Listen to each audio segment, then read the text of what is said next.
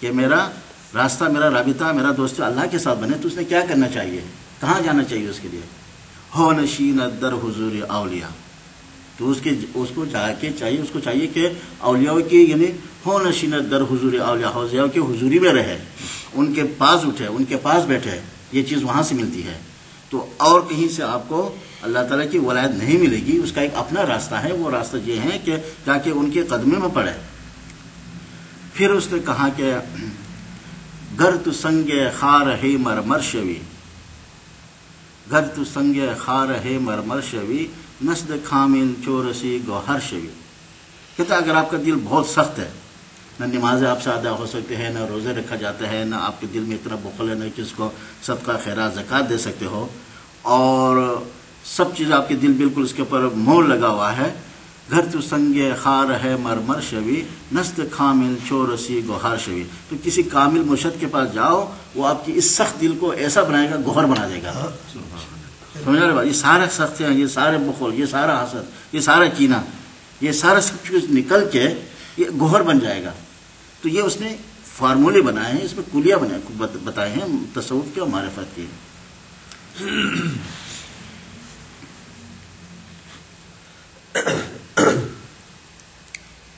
اس کے بعد جو ہے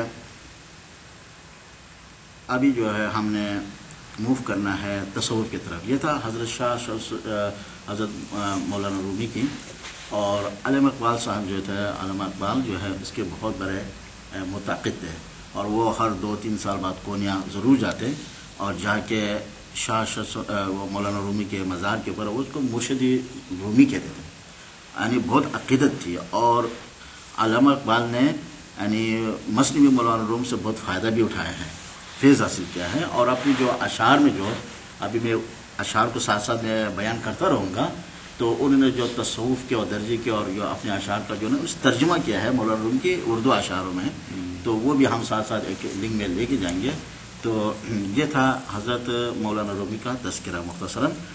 اور ابھی جو ہے نا ہم نے دراصل آنا ہے اپنے اصل جو ٹاپک جو ہے ہمارا تصوف، اس کے اوپر۔ تو تصوف میں یہ ہے کہ اللہ تعالیٰ نے بتایا ہے کہ میں رب العالمین ہوں۔ اللہ تعالیٰ میں رب العالم نہیں ہوں، کہ میں ایک عالم کا رب نہیں ہوں، میں رب العالمین ہوں۔ رب العالمین میں بہت سارے رب کائنات آتے ہیں، بہت سارے مخلوق آتے ہیں، اور اس میں یعنی انس اور جنس کے علاوہ بھی اور بھی وہ یعنی اللہ تعالیٰ کی جو تخلیق مخلوق ہے وہ شامل ہے۔ تو جیسا کہ ہم دیکھتے ہیں ظاہری طور بھی ہمارے پاس ہے ایک عالمی نباتات کا اس کا نباتات کا ہے، اور ایک حیوانات کا ہے، اور ایک عالم انس کا ہے، ٹھیک ہے، اور ایک جمادات کا ہے۔ پہلے سب سے پہلے جمادات ہے۔ جمادات میں یہ جو ہے نا پتھر آتے ہیں، ہیرے، جواہر، یاقوت، جو کچھ عام نام لے وہ جمادات میں آتے ہیں۔ پھر دوسرا عالم جو ہے عالمی نباتات کا آتا ہے۔ نباتات میں سارے پودے، سارے پلانٹ، درخت وغیرہ، یہ اللہ تعالیٰ کے ایک مخلوق ہے، ٹھیک ہے۔ تیسری مخلوق میں عالمی حیوانات آتے ہیں، جس میں جو ہے یعنی انسان کے علاوہ جو باقی جو جانور جو ہے وہ عالمی حیوانات میں ہے۔ عالمی حیوانات کے بعد پھر انسان آتے ہیں، ٹھیک ہے۔ تو انسان کو اللہ تعالیٰ نے اشرف المخلوقات کا ٹائٹل بھی دے دیا۔ تو ہوتا یہ ہے کہ اللہ تعالیٰ کا کرم جو ہے نا سب عالموں کے اوپر ہے، صرف ہمارے اوپر، صرف انسانوں کے اوپر نہیں ہے، اور یہ سارے اللہ تعالیٰ کے نور سے یعنی اس میں جو ہے نا حیات ہے، ان میں جو ہے نا وہ زندے ہے، اور ان کے اندر جو ہے نا تجلیاں ہوتے ہیں اس میں۔ تو ہوتا یہ ہے کہ جب ہم پتھر کو دیکھتے ہیں، عالمی جمادات کو دیکھتے ہیں، تو ان میں ہمیں مختلف قسم کے پتھر نظر آتے ہیں، ایک قسم کا پتھر نہیں ہے۔ کچھ پتھر ایسے ہیں کہ جس سے ہم مکان بناتے ہیں، کچھ پتھر ایسے ہیں کہ جو کہ یعنی سونا ہو گیا وہ اس میں شامل ہے، اور ڈائمنڈ ہو گئے وہ نباتات میں شامل ہے، یاقوت، مرجان، یہ ساری چیزیں، اور عام پتھر یہ بھی اس میں ہے۔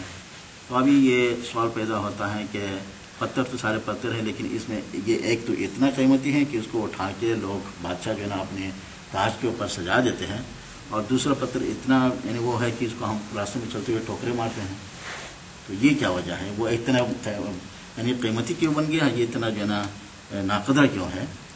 تو اس میں یہ ہے کہ اللہ تعالیٰ جمادات کو بھی جو یعنی کیا جمادات ہے اس میں جو ہے نا اللہ تعالیٰ اپنا ہر ایک یعنی مخصوص ٹائم پہ یہ جو سونا جو ہے یا جو ڈائمنڈ جو ہے اور جو لال جوہر یہ جو ہے نا اللہ تعالیٰ ان کو اپنا دیدار کرواتا ہے. کسی کو ہر 6 مہینے بعد دیدار ہوتا ہے, کسی کو سال بعد ہوتا ہے, کسی کو عمر بھر میں ایک دفعہ ہوتا ہے, کسی کو یعنی ایک مخصوص تعداد ہے. تو یہ جو ہمیں چمک جو دکھائی دے رہی ہے جس پتھر کے اوپر اللہ تعالیٰ کی نور کا تجلی ہو گئی وہ لال بن گیا, جس کے اوپر وہ ہو گیا اس سے سونا بن گیا, جس کے اوپر اللہ تعالیٰ کا نور پہنچ گیا وہ جو ہے نا یہ ڈائمنڈ بن گیا, زمرد بن گیا, اس قسم کے. تو پتھروں کے اندر پھر وہ پتھر پھر قیمتی ہو جاتے ہیں. وہ اس لیے قیمتی ہوتے ہیں کہ انہوں نے اللہ تعالیٰ کی وہ نور کو جذب کر لیا اپنے اندر, ان کے اندر اللہ تعالیٰ کی نور پیدا ہو گیا, وہ اللہ تعالیٰ تجلی کر دی, انہوں نے سمیٹ لیا. تو وہ پھر دوسرے پتھروں کے مقابلے میں وہ بہت شاندار ہیں, ان کی بہت یعنی قدر و عزت کی جاتی ہے. دوسری طرف ہم آتے ہیں عالمی نباتات کے اوپر. جو پودے جو ہیں ان میں بھی جب ہم دیکھتے ہیں کہ اللہ تعالیٰ جس درخت کے اوپر اپنا تجلی فرماتا ہے وہ پھر وادی سینا بن جاتا ہے. وہاں بھی پھر کہا جاتا ہے کہ اے موسیٰ اپنے جوتے مبارک اتار دیں تو آپ مقدس وادی میں داخل ہو رہے ہیں. تو وہ جو ہے اس کے درخت کے اوپر جو اللہ تعالیٰ کا نور شعلہ, وہ درخت جا کے پھر اس کے سامنے پھر اللہ موسیٰ علیہ السلام جو ہے نا اللہ تعالیٰ کی باتیں سنتا ہے. تو وہ درخت پھر دنیا کے تمام درختوں سے اعلیٰ و برتر ہو گیا. کسی اور درخت کے سامنے جاتے ہوئے یہ نہیں کہا موسیٰ اب اپنا جوتی مبارک اتار دے, لیکن جب وہ درخت جس کے اوپر اللہ تعالیٰ نے اپنے تجلی کی نور کر دیا, موسیٰ کی جاتی کے ساتھ حکم ہو گیا کہ یہاں سے آگے جو ہے بغیر یعنی اپنے یعنی جوتے اتار کے چلنا ہے. تو